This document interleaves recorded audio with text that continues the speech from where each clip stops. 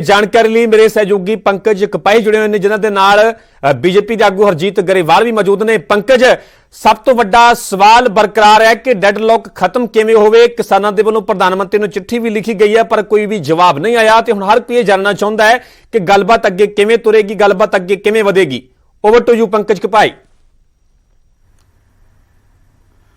बिल्कुल परमिंदर, अज असीं देख रहे हैं कि पिंडां दे विच थां ते काले झंडे जिहड़े आ ओह हर थां ते लगे हुए नज़र आ रहे ने। अकाली दल, आम आदमी पार्टी, कांग्रेस ये हिमायत किसानां नूं दे रही है 6 महीने पूरे होण ते, लेकिन गलबात शुरू किवें होएगी और क्यों गलबात जिहड़ी है रुकी हुई है। गलबात आखिरली जिहड़ी है 22 जनवरी नूं होई सी। हरजीत सिंह गरेवाल होरां तो जान लैंदे आ।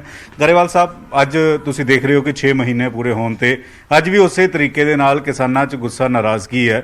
किसान वापस जाना चाह रहे, कहंदे कानून रद्द कर दो। क्यों तुसीं जिहड़ा वै गलबात नहीं कर रहे? केंद्र सरकार क्यों नहीं गलबात कर रही?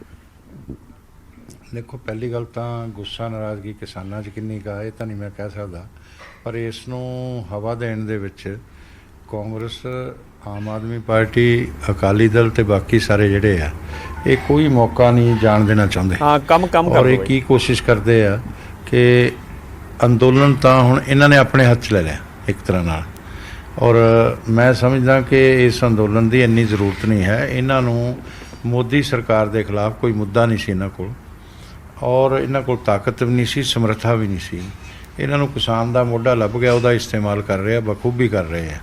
तो मैं ये भी ठीक है कि ਜਿਹੜੇ देश के अंदर लोकतंत्र आ उत्थे जिथे सत्ता धिर जरूरी है, विरोधी धिर भी मजबूत विरोधी धिर ते सूझवान विरोधी धिर जरूरी होंदी है। लेकिन गरेवाल साहब, अगर इन्हां विरोधी पार्टियां की गल छड्ड दित्ती जावे, किसानां नाल आखिरली गलबात 22 जनवरी नूं होई सी, तुहानूं लगदा नहीं कि एक गलबात होनी चाहिए, एक राउंड होना चाहिए? तुसीं कह रहे थे कि किसान अगे आन, किसान अगे आके चिट्ठी लिखती, हुण सरकार भी अगे आवे, सरकार भी अपनी गल रखे। जी चिट्ठी लिखी है ना, वो मनशा साफ नहीं है। वो 3 कानून रद्द करो, शर्तां नाल चिट्ठी लिखती ना तो फिर गल करो। तो वो गल ये है कि तो तरक संगत गल्लां किसान हित च फैसले लेने चाहिए आ। उहदे लई खुले मन नाल बैठना चाहिए। सरकार खुले मन नाल बैठण नूं तैयार है, किसान भी खुले मन नाल बैठण। जे जैस और नो जिवें पहलां कीता 11 बार उही करना हैगा असीं, तो फिर तो बैठण दी कोई गल नहीं रहनी। तो इसलिए ये गलबात होनी चाहिए है, जरूर होनी चाहिए है। मैं भी इस हक च हाँ। लेकिन गरेवाल साहब, कदों बुलाओगे? 22 जनवरी तो बाद फरवरी आया, मार्च आया, अप्रैल आया, मई आई, हुण जून आन लगा। दिल्ली दियां हदां ते सर्दी भी हंडाली, ठंड भी हंडाली, गर्मी भी हंडाली, मीह भी हंडालिया। ਇਹਦੇ 'ਚ ਸਰਕਾਰ ਨੂੰ ਕੀ ਯੂਜ਼ ਨਾ ਕਰੋ। ਸਰਕਾਰ ਤਾਂ ਲਗਾਤਾਰ ਸਾਡੇ ਸੀਨੀਅਰ ਕੈਬਨਿਟ ਮਿਨਿਸਟਰ ਜਿਹੜੇ ਆ ਉਹ ਕਹਿੰਦੇ ਆ ਰਹੇ ਆ ਕਿ ਵੀ ਸਾਨੂੰ ਤੁਸੀਂ ਕਿਸਾਨ ਲੀਡਰਾਂ ਨੂੰ ਕਿਹਾ, ਉਹਨਾਂ ਨੇ ਸਿੱਧੇ ਫੋਨ ਕਰਕੇ ਆਓ, ਐਕਸੈਪਟੇਬਲ ਪ੍ਰਪੋਜ਼ਲ ਲੈਂਦੇ ਆਓ, ਆਪਾਂ ਉਹ ਕਿਹਦੇ 'ਤੇ ਗੱਲ ਖਤਮ ਹੋ ਸਕਦੀ ਹੈ ਉਹ ਗੱਲ ਨੂੰ ਖਤਮ ਕਰੀਏ। 2 ਘੰਟੇ 'ਚ ਬੈਠ ਕੇ ਗੱਲ ਖਤਮ ਹੋ ਜਾਏਗੀ। ਹੁਣ ਆਪਾਂ ਬਾਰ-ਬਾਰ ਨਹੀਂ ਬੈਠਣਾ।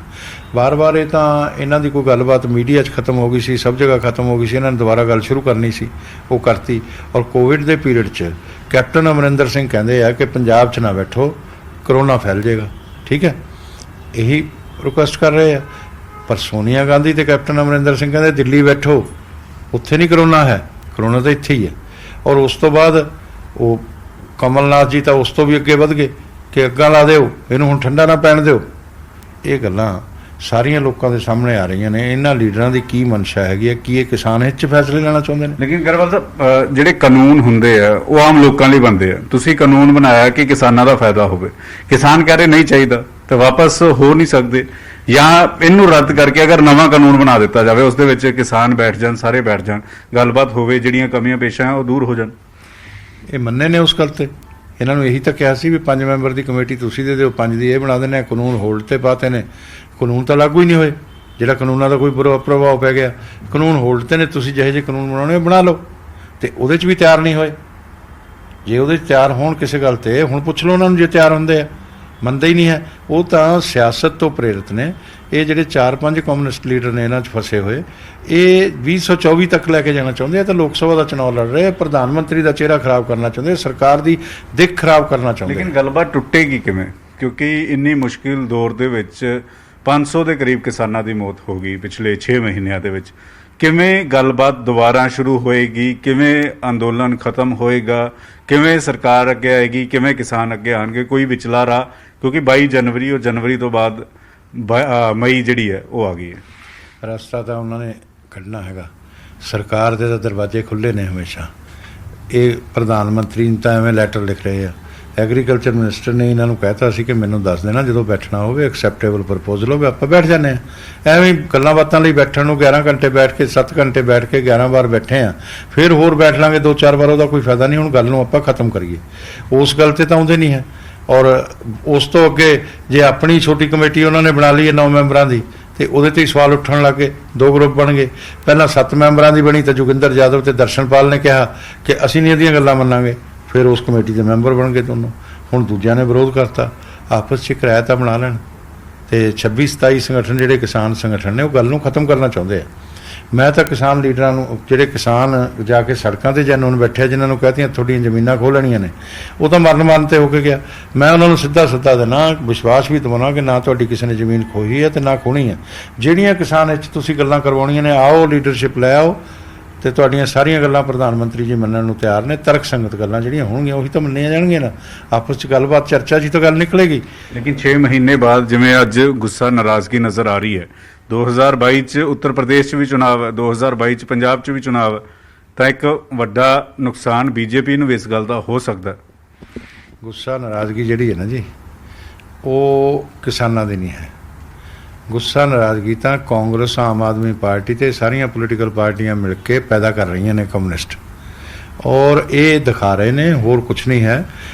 ਕਿਸਾਨ ਤਾਂ ਦੇਸ਼ ਦਾ 24 ਕਰੋੜ ਕਿਸਾਨ ਆ, ਸਾਰੇ ਨਹੀਂ ਇਹ ਕਹਿੰਦੇ ਕਿ ਕਾਨੂੰਨ ਬਹੁਤ ਬੁਰੇ ਆ, ਕਾਨੂੰਨ ਤਾਂ ਲਾਗੂ ਹੀ ਨਹੀਂ ਹੋਏ ਜੇ ਬੁਰੇ ਵੀ ਹੈਗੇ ਤਾਂ। ਅੱਛਾ, ਅੱਜ ਹਰਸਿਮਰਤ ਕੌਰ ਬਾਦਲ ਹੋਰਾਂ ਨੇ ਦਿੱਲੀ ਦੇ ਵਿੱਚ ਕਾਲਾ ਝੰਡਾ ਲਹਿਰਾਇਆ, ਕਾਂਗਰਸ ਨੇ ਚੰਡੀਗੜ੍ਹ ਭਵਨ ਕਾਲਾ ਝੰਡਾ ਲਹਿਰਾਇਆ, ਅਕਾਲੀ ਦਲ ਨੇ ਆਪਣੇ ਦਫ਼ਤਰ ਕਾਲਾ ਝੰਡਾ ਲਹਿਰਾਇਆ। ਕਿਸ ਤਰੀਕੇ ਦੇ ਨਾਲ ਦੇਖਦੇ ਹੋ? ਰੋਸ ਪ੍ਰਦਰਸ਼ਨ ਸਾਰੀਆਂ ਪਾਰਟੀਆਂ ਕਰਦੀ, ਆਮ ਆਦਮੀ ਪਾਰਟੀ ਰਾਜ ਭਵਨ ਗਵਰਨਰ ਸਾਹਿਬ ਦੇ ਬਾਹਰ ਪ੍ਰੋਟੈਸਟ ਜਿਹੜਾ ਉਹ ਕਰਦੇ ਹੋਏ ਨਜ਼ਰ ਆਏ ਨੇ। ਇਸ ਤਰ੍ਹਾਂ ਇਹ ਪੋਲੀਟੀਕਲ ਪਾਰਟੀਆਂ ਜਿਹੜੀਆਂ ਨੇ ਪਹਿਲਾਂ ਇਹ ਕਹਿੰਦੀਆਂ ਸੀ, ਅਕਾਲੀ ਦਲ ਦਾ ਤੁਸੀਂ ਦੇਖਿਆ ਹੋਣਾ, ਉਹੀ ਬੀਬਾ ਹਰਸਿਮਰਤ ਕੌਰ ਬਾਦਲ ਇਹ ਕਾਨੂੰਨਾਂ ਦੇ ਫਾਇਦੇ ਸਮਝਾਉਂਦੇ ਰਹੇ 2 ਮਹੀਨੇ। ਸਰਦਾਰ ਪ੍ਰਕਾਸ਼ ਸਿੰਘ ਬਾਦਲ, ਸਰਦਾਰ ਸੁਖਬੀਰ ਸਿੰਘ ਬਾਦਲ ਔਰ ਪੂਰਾ ਅਕਾਲੀ ਦਲ ਕਾਨੂੰਨਾਂ ਦੇ ਫਾਇਦੇ ਸਮਝਾਉਂਦਾ ਸੀ। ਅਸੀਂ ਤਾਂ ਉਦੋਂ ਬੋਲਦੇ ਵੀ ਨਹੀਂ ਸੀ, ਠੀਕ ਹੈ।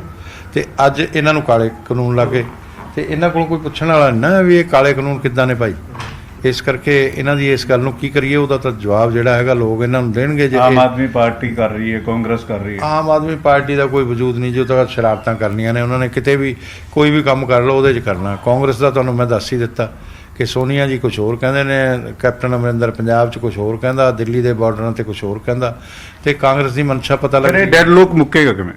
ਇਹਨਾਂ ਨੂੰ ਤਾਂ ਅਸਲ 'ਚ ਸਾਰੇ ਰਾਜਨੀਤਿਕ ਦਲਾਂ ਨੂੰ ਇਹਨਾਂ ਕੋਲ ਤਾਕਤ ਨਹੀਂ ਸੀ ਔਰ ਮੁੱਦਾ ਨਹੀਂ ਸੀ ਵਿਰੋਧ ਕਰਨ ਦਾ, ਇਹਨਾਂ ਨੂੰ ਮੁੱਦਾ ਮਿਲ ਗਿਆ। ਨਹੀਂ, ਹੁਣ ਡੈਡ ਲੋਕ ਮੁੱਕੇਗਾ ਕਿਵੇਂ? ਲੋਕ ਤਾਂ ਕਿਸਾਨ ਲੀਡਰਾਂ ਨੇ ਮੁਕਾਉਣਾ, ਜਾਂ ਸਧਾਰਨ ਕਿਸਾਨ ਉੱਠ ਕੇ ਖੜੇ ਹੋਣਗੇ ਜਦੋਂ ਸਮਝ ਜਾਣਗੇ ਉਹ ਮੁਕਾ ਲੈਣਗੇ। ਕਿਵੇਂ, ਕਿਸ ਤਰੀਕੇ ਨਾਲ? ਸਰਕਾਰ ਤਿਆਰ ਆ ਉਹਨਾਂ ਦੀਆਂ ਤਰਕ ਸੰਗਤ ਗੱਲਾਂ ਮੰਨਣ ਨੂੰ, ਬੈਠਣ ਨੂੰ ਵੀ ਤਿਆਰ। ਸਰਕਾਰ ਬੁਲਾਵੇ, ਲਓ ਜੀ, ਸਰਕਾਰ ਬੁਲਾਵੇ। ਕੀ ਸਰਕਾਰ ਨੂੰ ਬਿਨਾਂ ਸ਼ਰਤ ਕਹੋ ਨਾ ਵੀ ਆਪਾਂ ਬੈਠਦੇ ਆਂ, ਆਪਸ ਵਿੱਚ ਗੱਲਬਾਤ ਕਰਨੀ ਹੈ। ਸਰਕਾਰ ਵੀ ਤਾਂ ਕਿਸਾਨਾਂ ਦੀ ਹੈ। ਡਾਕਟਰ ਦਰਸ਼ਨਪਾਲ ਹੋਰਾਂ ਨਾਲ ਨਿਊਜ਼ 18 ਦੀ ਕੁਝ ਦਿਨ ਪਹਿਲਾਂ ਗੱਲ ਹੋ ਰਹੀ ਸੀ ਚਿੱਠੀ ਲਿਖਣ ਤੋਂ ਬਾਅਦ। ਉਹ ਕਹਿ ਰਹੇ ਸੀਗੇ ਕਿ ਅਗਰ ਸਰਕਾਰ ਨਵਾਂ ਪ੍ਰਪੋਜ਼ਲ ਭੇਜੇਗੀ ਅਸੀਂ ਵਿਚਾਰ ਕਰਾਂਗੇ। ਪੁਰਾਣਾ ਪ੍ਰਪੋਜ਼ਲ ਤੁਸੀਂ 18 ਮਹੀਨੇ ਦਾ ਭੇਜਿਆ ਸੀ, 18 ਮਹੀਨੇ ਤੋਂ ਕੀ 24 ਮਹੀਨੇ ਕੀਤਾ ਜਾ ਸਕਦਾ ਜਾਂ 3 ਸਾਲ ਕੀਤਾ ਜਾ ਸਕਦਾ? ਸੁਣ ਲਓ ਨਾ ਗੱਲ, ਸਰਕਾਰ ਕੀ ਪ੍ਰਪੋਜ਼ਲ ਭੇਜੇ ਤੁਸੀਂ ਦੱਸੋ, ਤੁਸੀਂ ਕਿਹੜੀ ਗੱਲ ਤੇ, ਤੁਸੀਂ ਕਿਹੜਾ ਸਰਕਾਰ ਦੀਆਂ ਗੱਲਾਂ ਮੰਨਦੇ ਹੋ?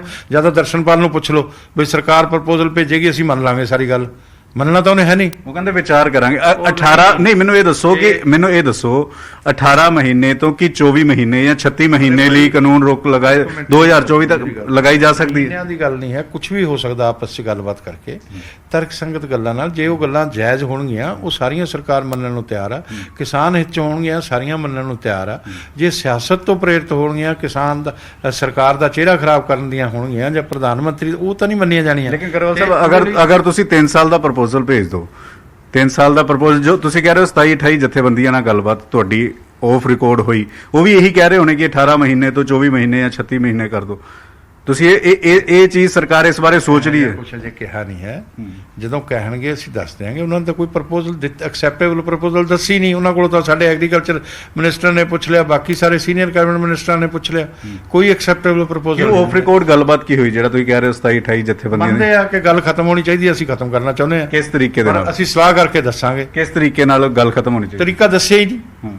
ਤਰੀਕਾ ਤਾਂ ਸਾਰੇ ਲੀਡਰਾਂ ਨਾਲ ਜਿਹੜੇ ਨਾਲ ਗੱਲ ਹੋਈ 3 ਮਹੀਨੇ 'ਚ ਤਰੀਕਾ ਨਹੀਂ ਦੱਸਿਆ। ਉਹ ਕਹਿੰਦੇ ਸੀ ਕਿ ਅਸੀਂ ਸਲਾਹ ਕਰਕੇ ਦੱਸਦੇ ਹਾਂ 2 ਦਿਨ 'ਚ, ਉਹ 2 ਦਿਨ ਨਹੀਂ ਅੱਜ ਆਏ ਦੱਸਣ।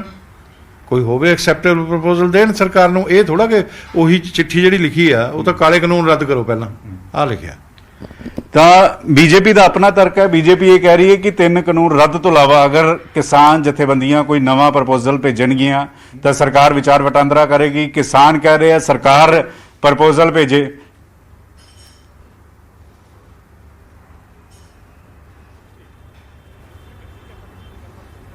ਧੰਨਵਾਦ। ਸੋ ਹਰਜੀਤ ਗਰੇਵਾਲ ਦੇ ਵੱਲੋਂ ਨਿਊਜ਼ 18 ਤੇ ਵੱਡਾ ਬਿਆਨ ਦਿੱਤਾ ਗਿਆ। ਹਰਜੀਤ ਗਰੇਵਾਲ ਇਹ ਕਹਿ ਰਹੇ ਨੇ ਕਿ 27 ਤੋਂ 28 ਜਥੇਬੰਦੀਆਂ ਚਾਹੁੰਦੀਆਂ ਨੇ ਕਿ ਮੁੱਦੇ ਦਾ ਮਸਲੇ ਦਾ ਹੱਲ ਹੋਵੇ, ਪਰ ਉਹਨਾਂ ਨੇ ਕਿਹਾ ਕਿ ਕੁਝ ਜਥੇਬੰਦੀਆਂ ਇਸ ਮੋਰਚੇ ਨੂੰ, ਇਸ ਅੰਦੋਲਨ ਨੂੰ 2024 ਤੱਕ ਲੈ ਕੇ ਜਾਣਾ ਚਾਹੁੰਦੀਆਂ ਨੇ।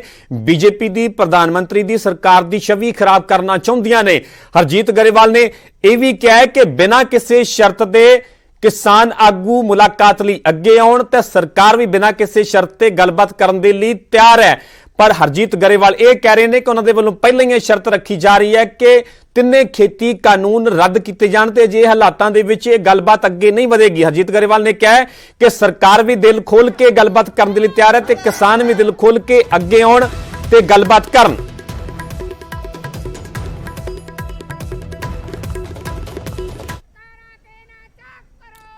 ਸੋ ਸਵਾਲ ਵੱਡਾ ਇਹੀ ਹੈ ਕਿ ਡੈਡਲੌਕ ਜਿਹੜਾ 4 ਮਹੀਨੇ ਤੋਂ ਬਰਕਰਾਰ ਹੈ, ਆਖਿਰਕਾਰ ਡੈਡਲੌਕ ਖਤਮ ਕਿਵੇਂ ਹੋਵੇਗਾ?